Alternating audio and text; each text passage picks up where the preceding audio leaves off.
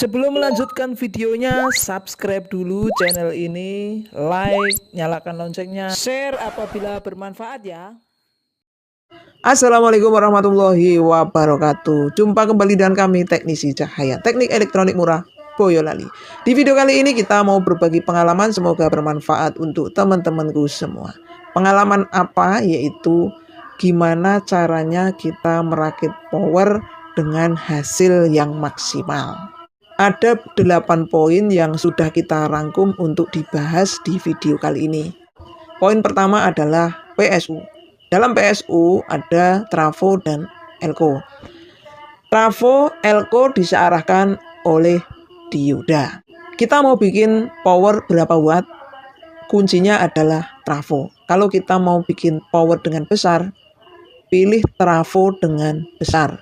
Hasil mantap atau tidaknya sebuah power amplifier itu tergantung dari PSU-nya, tergantung dari trafo, dioda, dan elko-nya. Bukan tergantung pada transistor finalnya. Transistor final banyak bukan jaminan wattnya tinggi atau bukan jaminan powernya jadi mantap. Bakoh atau tidaknya sebuah rakitan power itu ada di trafonya, dulur. Ada di berapa volt AC-nya, ada berapa di ampernya, ada berapa PSU elko-nya, ada berapa mikrofaradnya.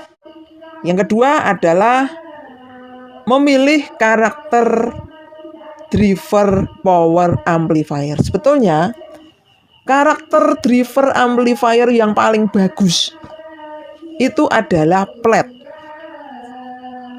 Tapi pernyataan saya kali ini pasti ada yang menyangkal. Yang bagus ya yang sublow, yang bagus ya yang low, yang bagus ya yang bassnya atos. Kalau mau pengen bass empuk, nah kita bentuk nanti di aksesorisnya, kita nanti ubah di aksesorisnya.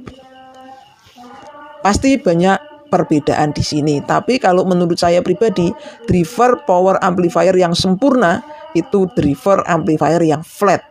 Bisa main di frekuensi rendah, bisa main di frekuensi tinggi. Artinya suaranya itu ada subnya, ada low-nya, ada mid-nya, ada high-nya.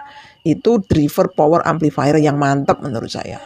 Oke, yang ketiga transistor final. Nah, transistor final mengikuti trafo ya dulur. Trafonya besar, transistornya harus lebih banyak. Trafonya kecil, transistor finalnya harus sedikit. Trafonya kecil, transistornya banyak, finalnya tambah lemes dulur. Lebih banyak transistor final, lebih adem seperti itu. Cuman transistor final juga membentuk karakter. Nah, ini kadang-kadang juga banyak polemik di sini. Karena banyak juga sahabat teknisi yang istilahnya punya statement bahwa transistor final tidak membentuk karakter. Kalau saya berprinsip transistor final membentuk karakter. Karena apa? Saya pernah berkali-kali nyoba menggunakan driver sama, transistor finalnya menggunakan Sanken, sama transistor finalnya menggunakan Toshiba, suaranya beda jauh. Transistor Sanken jatuhnya lebih sublow, transistor Toshiba jatuhnya lebih ke low. Nah, itu adalah statement saya pribadi dulu. Oke, yang keempat adalah speaker. Kita harus memilih speaker yang tepat. Kadang-kadang kita mau mempunyai sound system dengan suara mantap. Kita selalu upgrade di driver, gonta-ganti driver. Upgrade di power, gonta-ganti transistor final. Upgrade di power, gonta-ganti trafo.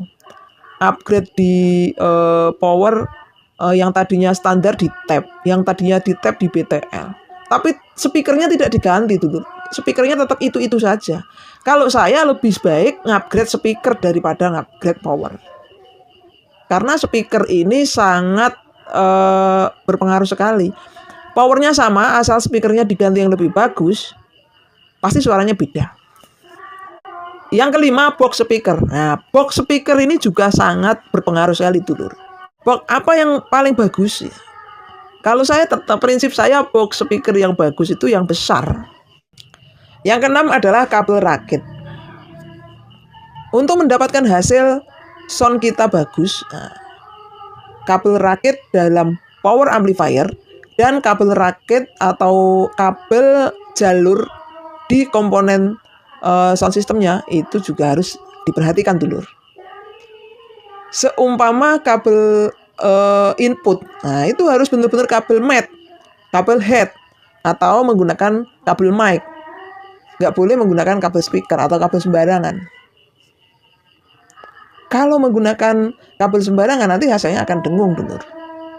Misalkan kabel input harusnya menggunakan kabel head atau kabel snack atau kabel mic, kok dipakai menggunakan kabel speaker pada kabel input. Nah, ini yang jadi masalah nanti dulur. Yang ketujuh adalah tata letak PCB.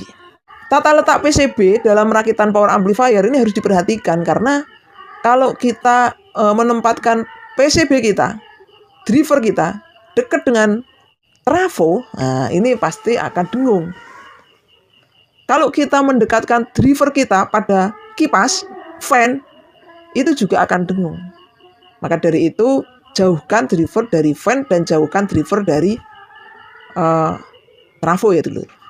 Selanjutnya yang ketujuh adalah box atau casing. Nah, kita harus membuat power amplifier dengan full ground. Kalau kita misalkan membuat box power amplifier dengan kayu atau dengan triplek.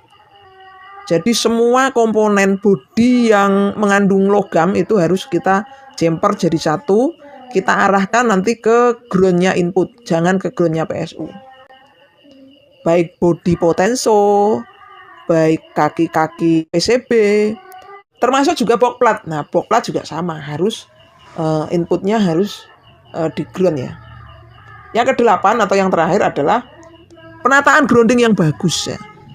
Penataan grounding yang bagus di sini ada 3 grounding yang harus diperhatikan, yaitu yang pertama adalah central grounding, yang kedua grounding lock, yang ketiga grounding body. Nah, ini harus diperhatikan kalau kita membuat power amplifier.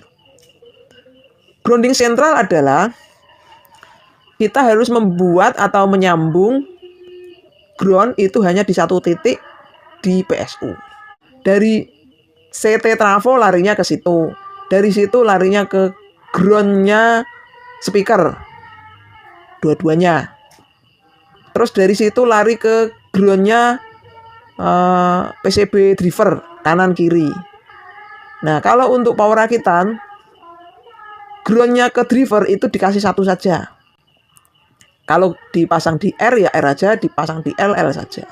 Nanti misalkan dipasang di R, groundnya yang L itu nanti ngikut dari groundnya body, groundnya input seperti itu. Nanti terjadi ground sentral dengan baik. Oke, mungkin itu saja dulur penjelasan dari kami. Semoga video ini bermanfaat. Apabila ada salah-salah kata mohon dimaafkan. Sukses selalu, tetap semangat. Pokoknya mantap. Wassalamualaikum warahmatullahi wabarakatuh.